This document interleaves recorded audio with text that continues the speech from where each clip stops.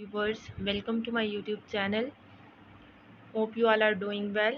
तो आज हम अपना नेक्स्ट लेक्चर देखते हैं जो है सेल रिप्रोडक्शन और सेल डिवीजन के बारे में, यानी कि सेल किस तरह रिप्रोड्यूस होते हैं या फिर हम ये कह सकते हैं कि सेल किस तरह जो है वो डिवाइड होते हैं, 1 से 2, 2 से 3, 3 से 4 मिलियंस में किस तरह जो है वो सेल की डिवीजन होती है, कौन कौन सी इसकी टाइप्स हैं। और आगे फिर हम डिफरेंट इसमें देखेंगे कि प्रोक्रियाट्स के अंदर और यूक्रियाट्स के अंदर कौन कौन सी डिवीजन्स हैं। और अगर जो है वो प्रोक्रियाट्स में जो डिवीजन हो रही हैं और यूक्रियाट्स में डिफरेंट तो उनका क्या रीज़न है। ठीक है, ये सारी चीज़ें जो है ये हम आज के इस लेक्चर में देखेंगे और थोड़ा सा ब्रीफ जो है वो माइटोसिस और मियोसिस को भी डिस्कस करेंगे। तो चलते हैं अपने लेक्चर की तरफ। लेक्चर जो है स्टार्ट करने से पहले आप लोगों से एक रिक्वेस्ट है कि अगर आपने अभी तक मेरे चैनल सब्सक्राइब नहीं किया तो नीचे जो है रेड बटन को प्रेस करें, साथ में बेल आइकन को भी क्लिक करें ताकि नई आने वाली वीडियो आप जो है वो देख सकें। चलिए अपना लेक्चर स्टार्ट करते हैं। सबसे पहले है सेल रिप्रोडक्शन। सेल रिप्रोडक्शन यानी कि किस तरह जो है वो सेल रिप्रोड्यूस होता है या किस तरह जो है वो सेल की ग्रोथ होती है। As a cell prepare to divide the DNA inside the nucleus become organised into the chromosome. यानी कि जब सेल जो है वो तैयार होता है डिवाइड होने के लिए, तो उस टाइम क्या होता है कि सेल के अंदर जो डीएनए प्रेजेंट है, डीएनए यानी कि डीऑक्सी राइबोन्यूक्लिक एसिड एक जेनेटिक मटेरियल को जो स्टोर करता है। ठीक है, बेसिकली वो होता है DNA inside the nucleus become organised into the chromosome. तो न्यूक्लियस के अंदर जो डीएनए है वो अपने आप को इस तरह ऑर्गेनाइज करता है, अरेंज करता है और क्या बना देता है, किस फॉर्म में आ जाता है, क्रोमोसोम्स की फॉर्म में। ठीक है, this is to ensure that both of the new cells get all of the genetic information from the original cell।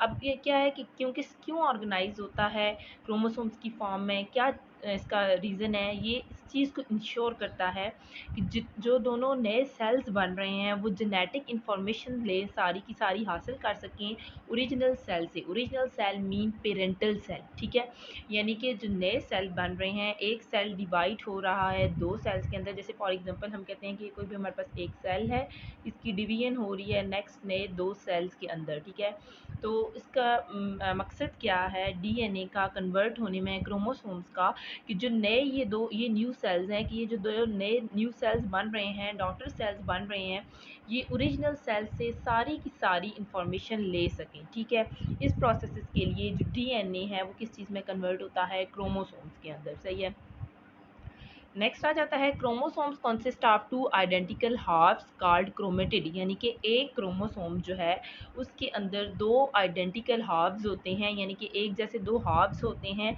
जिनको क्रोमेटिड्स बोला जाता है। When a cell divide each of the two new cell will receive one chromatid.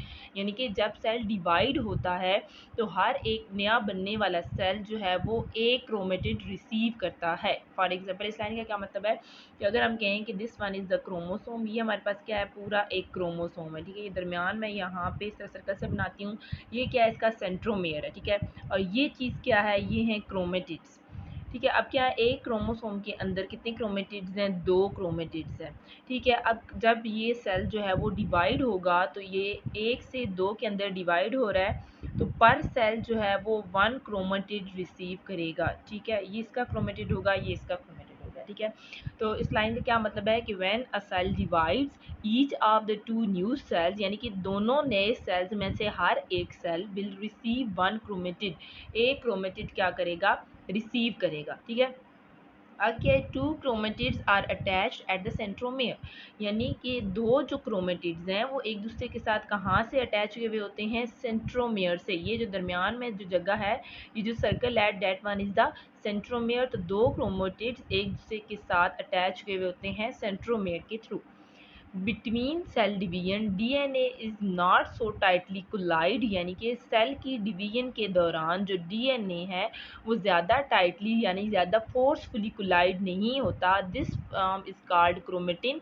इसलिए इस form को क्या कहते हैं, डीएनए की इस फॉर्म को क्या बोलते हैं, क्रोमेटिन्स बोला जाता है। ठीक है,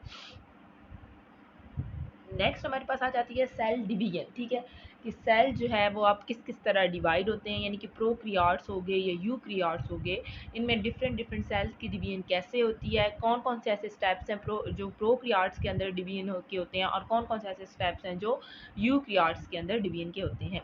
ठीक है, अब हम इस चीज़ के बारे में तो पढ़ रहे हैं, सेल रिप्रोडक्शन क्या होती है, सेल डिवीजन क्या है, लेकिन यहाँ पर बेसिकली एक क्वेश्चन है कि सेल डिवाइड होते ही क्यों हैं, मतलब सेल को जो है वो डिवाइड होने की ज़रूरत क्यों पेश आती है। अब देखें, अगर सिंपल लाइफ में भी देखें तो एक जो है वो छोटा सा बेबी जब पैदाइश होती है बच्चे की तो बहुत छोटा सा होता है, जैसे टाइम गुजरता जाता है उसकी ग्रोथ होती है, वो बढ़ता जाता है, फिर एक कम्प्लीटली अडल्ट बनता है। ठीक है, तो क्या है, एक छोटी सी चीज़ से लेकर छोटे से जो है वो इंसान से लेकर बड़ी इसमें ग्रोथ होना, उसकी डेवलपमेंट होती है, तो ये सारे प्रोसेस किस वजह से होते हैं, सेल डिवीजन की बेसिस पे होते हैं। ठीक है, यानी कि अब सेल 1 से 2, 2 से 3, 3 से 4 में ज़्यादा से ज़्यादा डिवाइड होते हैं, तो देन जो है वो ग्रोथ होती है, इससे हम कहते हैं ना कि चीज़ ग्रो कर गई है। ग्रो कैसे करती है, जब सेल की डिवीजन होती है, जब एक से ज़्यादा सेल्स बनते हैं तो आहिस्ता आहिस्ता ग्रोथ होती जाती है। ठीक है, उसके अलावा जैसे रीजनरेशन का प्रोसेस आप सबको पता हो, उसमें आप लोगों ने पढ़ा है सी स्टार जो है वो मतलब अगर कोई इसकी आर्म मिसिंग हो जाए तो वो उसको रीजनरेट कर लेती है। अब वो किस प्रोसेस के थ्रू जनरेट करती है, वो भी सेल डिवीजन का प्रोसेस ही होता है। ठीक है, यानी कि उसके अंदर भी क्या है कि एक सेल आगे फर्दर 2 से 3, 3 से 4, 4 से 5 और इस तरह कंटिन्यूसली जो है वो सेल्स डिवाइड हो जाते हैं मिलियंस टू ट्रिलियन सेल्स के अंदर, और उस चीज़ की क्या होती है, ग्रोथ होती है। तो ये पर्पज़ है जिसकी वजह से सेल डिवीजन की ज़रूरत होती है, ज़रूरत पेश आती है। ठीक है, सबसे पहले अब हम देखेंगे सेल डिवीजन किसके अंदर, प्रोक्रियाट्स के अंदर, यानी कि प्रोक्रियाट्स में किस तरह से होती है।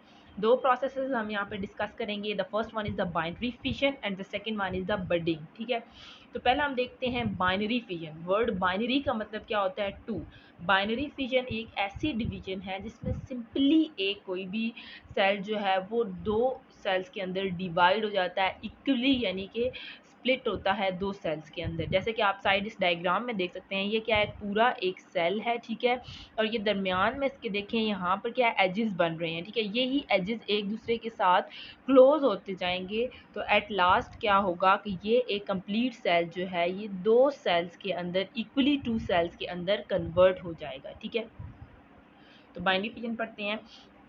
The equal splitting of a cell through mitosis to form two new cells, यानी कि इक्वली स्प्लिटिंग होना सेल्स की माइटोसिस के प्रोसेस के थ्रू और दो नए सेल्स बना देना, इस चीज़ को क्या कहते हैं, बाइनरी फिजन का प्रोसेस कहते हैं। स्प्लिट का मतलब होता है डिवाइड होना, ब्रेक होना, एक से दो में डिवाइड हो जाना। ठीक है, तो equal splitting of a cell through mitosis to form two cells, यानी कि माइटोसिस के प्रोसेस के थ्रू सेल्स का दो नए सेल्स के अंदर कन्वर्ट हो जाना क्या कहलाता है, बाइनरी फिजन कहलाता है। सेकेंड हमारे पास प्रोसेस आ जाता है बडिंग का।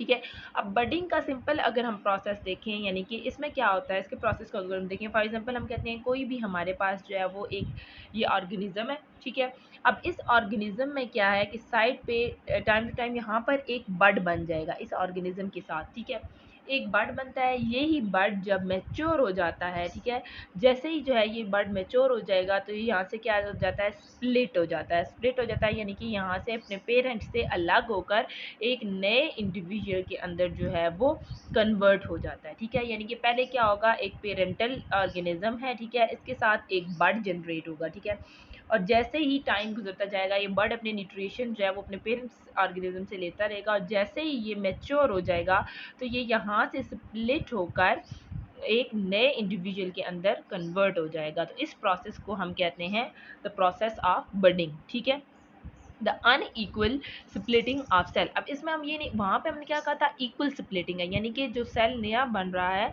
वो बिल्कुल इक्वल है, जो एक से दो में डिवाइड हो रहे हैं दोनों सेल एक जैसे हैं, लेकिन यहाँ पर क्या है, अनइक्वल स्प्लिटिंग हुई है of a cell through mitosis. Mitosis के प्रोसेस के थ्रू अनइक्वल स्प्लिटिंग होना सेल की to form a parents to form on parent cell, यानी कि जो किसके ऊपर बनती हैं, पेरेंट सेल के ऊपर बनती हैं, एंड वन डॉटर सेल, और क्या निकलता है, एक नया डॉटर सेल निकलता है। ठीक है, जैसे कि अगर आप इस डायग्राम में देखें, इसमें क्या है कि ये एक पेरेंटल ऑर्गेनिज्म है। ठीक है, इसके साथ यहाँ पर क्या है, पहले ये बड की फॉर्म में जनरेट हुआ, लास्टली इसकी ग्रोथ होती गई। अब आप देखें तो ये अपने पेरेंट की शेप ले रहा है लेकिन अनइक्वल सा है। ठीक है, अब यहाँ पर क्या होगा, क्योंकि देखिए इसका साइज़ बड़ा है, इसका साइज़ जो है वो काफ़ी छोटा है, ठीक है।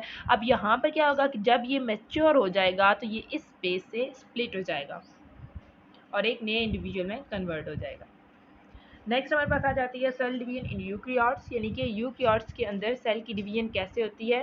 There are two type of cell divisions including, यानी कि यूकैरियोट्स के अंदर अगर हम बात करें तो दो तरह की डिवीजन होती है। The first one is the mitosis and the second one is the meiosis, ठीक है।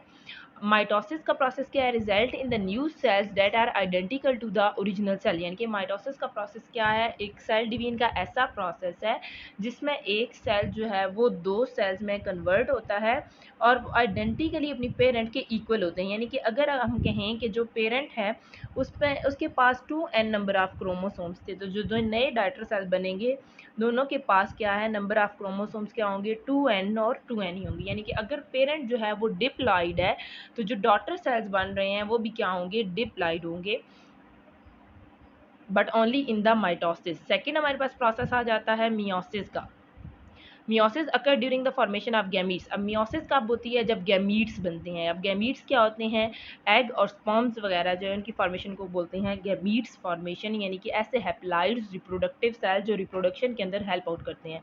इसके अंदर क्या है, मियोसिस के प्रोसेस के अंदर अगर पेरेंट सेल जो है वो क्या है 2n है, तो उससे जो नए दो डॉटर सेल्स बन रहे हैं उनमें n नंबर ऑफ क्रोमोसोम्स होंगे। यानी कि इसमें क्या होता है कि डिवीजन के दौरान जो नए सेल्स बनते हैं उनके पास हाफ नंबर ऑफ क्रोमोसोम्स होते हैं और during the formation of gametes जो प्रोसेस होता है सेल डिवीजन का उसको बोलते हैं मियोसिस। यहाँ तक का था आज का हमारा लेक्चर, जिसके अंदर हमने कैसे सेल के अंदर रिप्रोडक्शन कैसे होती है, सेल के अंदर डिवीजन कैसे होती है, फिर आगे फर्दर हमने पढ़ा कि प्रोकैरियोट्स और यूकैरियोट्स के अंदर जो है वो डिफरेंट कौन कौन से स्टेप्स हैं। अगर हम बात करें माइटोसिस और मियोसिस के प्रोसेसेस की तो हम कहते हैं कि जो प्रोकैरियोट्स हैं उनके अंदर बाइंड डिफिजन और बडिंग के थ्रू जो है वो डिवीजन हो रही है, माइटोसिस और मियोसिस के थ्रू नहीं हो रही। इसका क्या सीन है, तो जो प्रोकैरियोट्स हैं उनके पास प्रॉपर न्यूक्लियस प्रेजेंट नहीं होता, ठीक है। इस वजह से न्यूक्लियस प्रेजेंट नहीं होगा। आप आगे फर्दर माइटोसिस मियोसिस के प्रोसेस को जब मैं एक्सप्लेन करूंगी तो उसमें आप देखेंगे कि स्पिंडल फाइबर्स जो है वो उनकी फॉर्मेशन होती है और देन जो है वो वहाँ पर क्रोमोसोम्स वगैरह बनते हैं, अटैच होते हैं, ठीक है। तो वो चीज़ नहीं, जब न्यूक्लियस नहीं होगा तो स्पिंडल फाइबर्स ही नहीं बनेंगे। इस वजह से प्रोकैरियोट्स के अंदर माइटोसिस मियोसिस का प्रोसेस नहीं होता, जबकि यूकैरियोट्स के अंदर जो है वो ये माइटोसिस और मियोसिस के प्रोसेसेस के थ्रू ही डिवीजन होती है। होप सो आपको आज का लेक्चर क्लियर हो गया होगा। फिर भी अगर कोई क्वेश्चन हो तो आप कमेंट सेक्शन में पूछ सकते हैं, और अगर आपको मेरी वीडियो समझ में आ गई, अच्छी लगी तो इसको लाइक करें, शेयर करें, सब्सक्राइब करें और साथ में बेल आइकन को भी क्लिक कर दें ताकि मेरी हर एक नई आने वाली वीडियो आपको मिले। तो आज का लेक्चर हम यहाँ पे एंड करते हैं, इंशाल्लाह मिलते हैं एक नए लेक्चर के साथ। तब तक के लिए अल्लाह हाफ़िज़।